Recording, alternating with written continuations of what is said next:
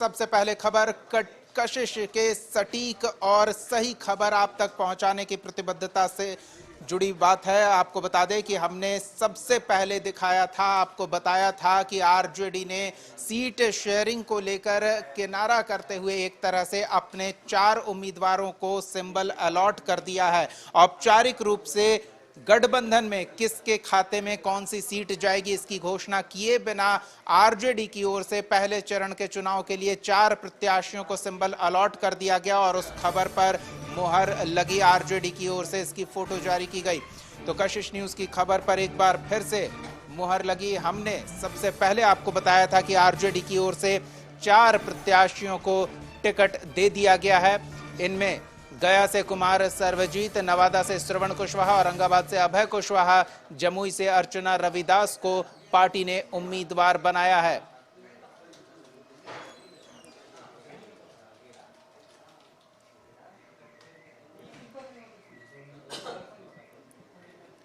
इधर आरजेडी ने अपनी ओर से पहले चरण के चुनाव को लेकर 4 सीटों पर अपने प्रत्याशी उतार दिए। तो अखिलेश कांग्रेस के प्रदेश अध्यक्ष दिल्ली से आनन फानन में पटना पहुंचे और सीधे राबड़ी आवास गए, जहां लालू प्रसाद यादव से उनकी मुलाकात हुई।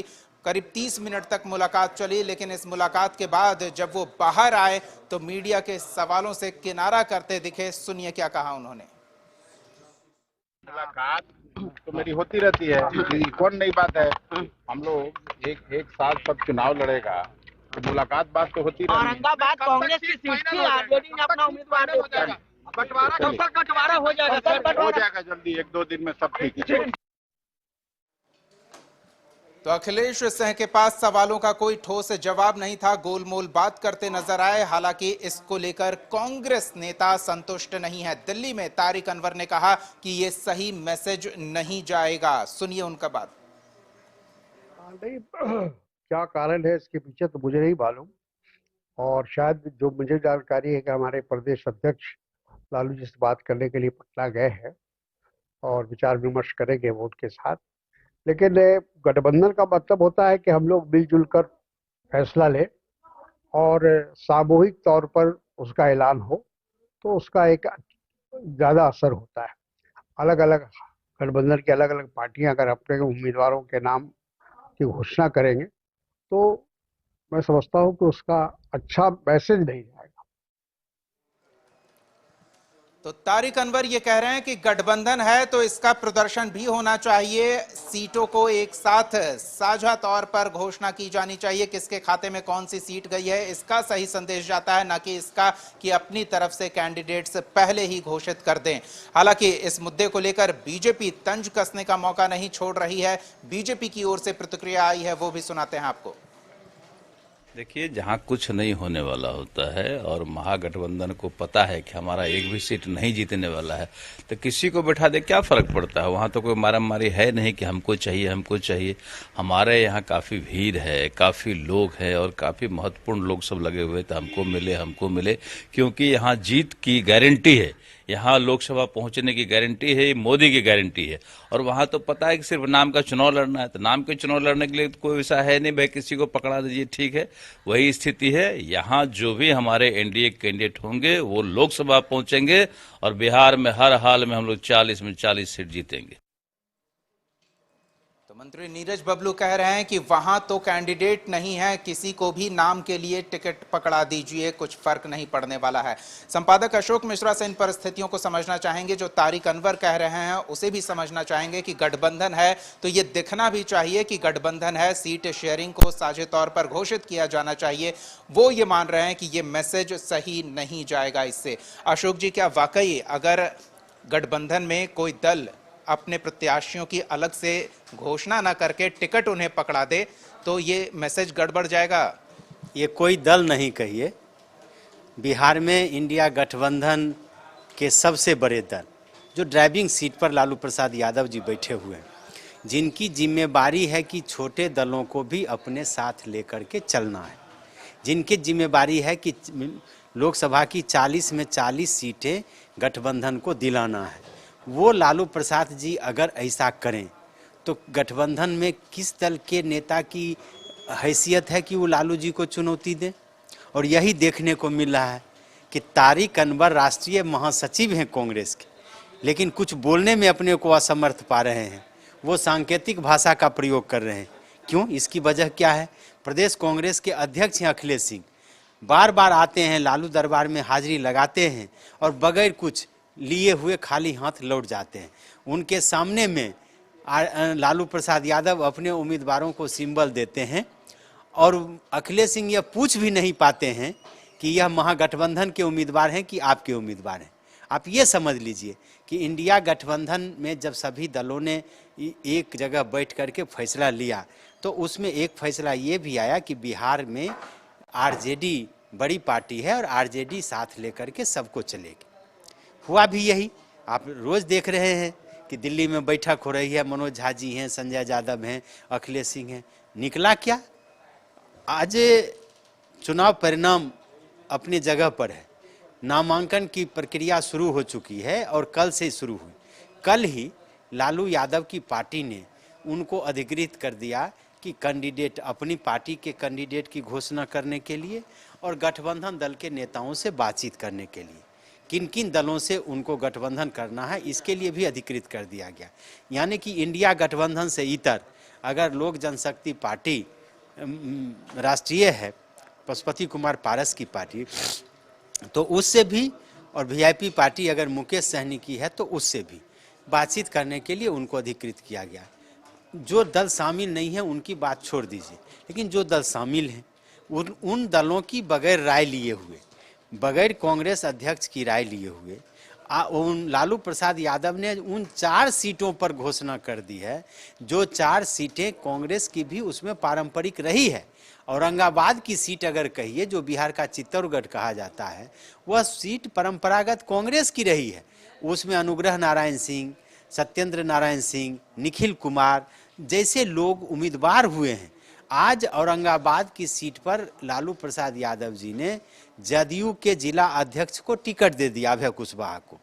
उन्होंने दल छोड़ा कल और आज उनको सिंबल भी मिल गया, जो आरसीपी के काफी करीब भी माने जाते हैं।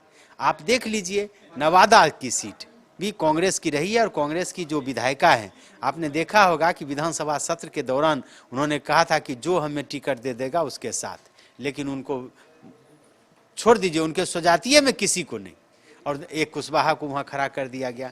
जमुई की सीट आप ले लीजिए, जमुई की सीट में क्या किया लालू जी ने, वहां उन्होंने दे दिया एक रविदास को, अर्चना को।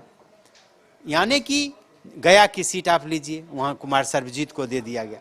माना कि ये सीटें आरजेडी के ही कोटे में आई, लेकिन क्या यह दिखना नहीं चाहिए कि ये सीटें कांग्रेस की सहमति से आरजेडी को मिली है, ये सीटें वामपंथी दलों की सहमति से आरजेडी को मिली हैं और पूरी तरह पूरा गठबंधन एक है।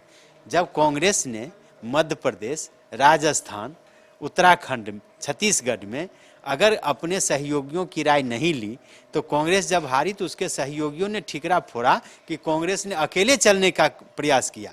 आज बिहार में क्या हो रहा है? बिहार में आरजेडी अगर ड्राइविंग सीट पर है, अगर कप्तान है लालू प्रसाद यादव, तो सेना चाहे छोटा हो या बड़ा हो, टीम छोटी हो या बड़ी हो, सबको साथ लेकर चलने की जरूरत थी। एनडीए ने तो कम से कम इतना दिखाया कि सभी दलों की एक संयुक्त पीसी दिल्ली में हुई, जिन जिन सीटों को दिया गया वो लोकसभा सीटें दे दी गई।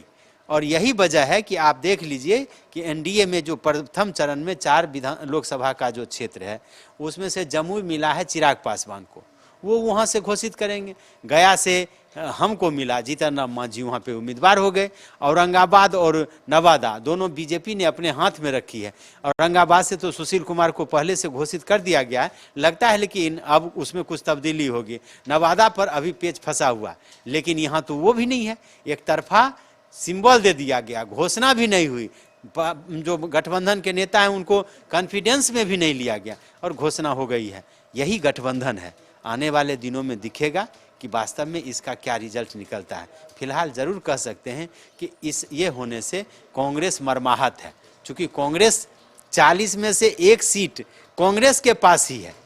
सेकेंड फेज का जो चुनाव है उसमें 3 सीटें 5 में से कांग्रेस के ही जिम्मे में, चूंकि कांग्रेस लड़ना चाहती है। किशनगंज से उसके कैंडिडेट जीते हुए उम्मीदवार हैं, सांसद हैं, निवर्तमान सांसद हैं।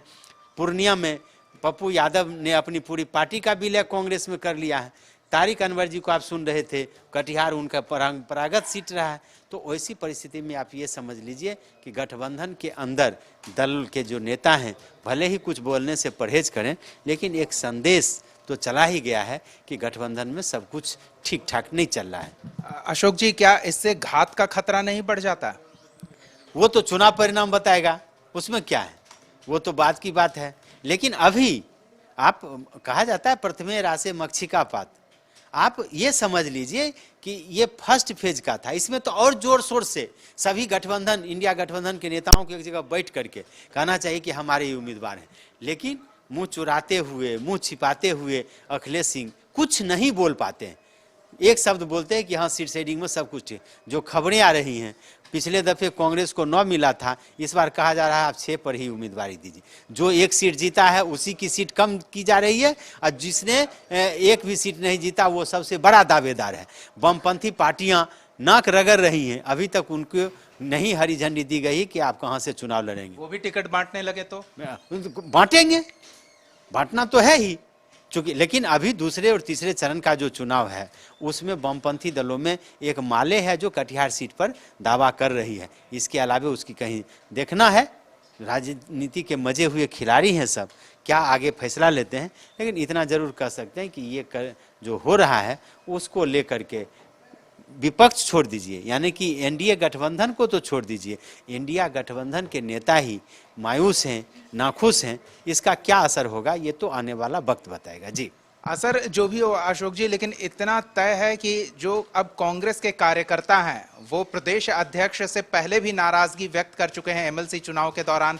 अब फिर उनकी विश्वसनीयता पर सवाल खड़े होंगे कि आप प्रदेश अध्यक्ष हैं, आप पार्टी के लिए क्या लेकर आए। बिल्कुल, हाथ खाली है तो इसका असर तो कार्यकर्ता पर पड़ेगा। अब औरंगाबाद में कार्यकर्ता अभय कुशवाहा जिंदाबाद का नारा लगाएंगे कांग्रेस के कार्यकर्ता। अब समझ लीजिए उनके जितने बड़े नेता वो सभी के सभी बेरोजगार हो गए। ये तो असर होगा, क्या असर होगा ये नहीं कह सकता। महागठबंधन के नेता जब एकजुटता दिखाएंगे तो कहेंगे सब बेहतर है, लेकिन कहीं न कहीं इसका असर दिखेगा।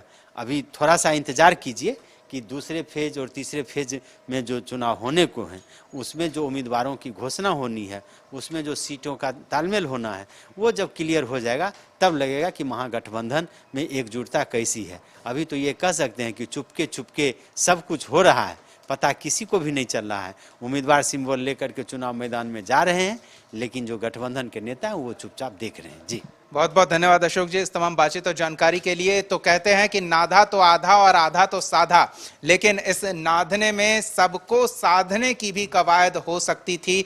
हालांकि अंदर खाने क्या बातचीत चल रही है ये सार्वजनिक तो नहीं हुआ है, लेकिन कार्यकर्ताओं में संदेश ये जा रहा है, जैसा तारिक अनवर कह रहे हैं कि एक दल गठबंधन का अपने हिसाब से फैसले ले रहा है और सहयोगियों को कहीं नजरअंदाज तो नहीं किया जा रहा है, और ये संदेश कहीं नुकसानदेह न हो जाए चुनाव के दौरान। क्या होता है देखने वाली बात होगी, आपको अपडेट करते रहेंगे।